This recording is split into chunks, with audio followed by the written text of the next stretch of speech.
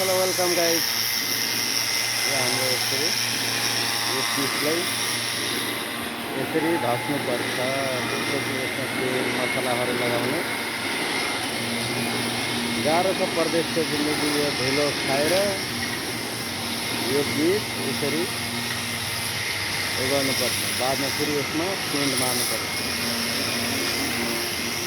यो छ हाम्रो यो कंपनी को काम।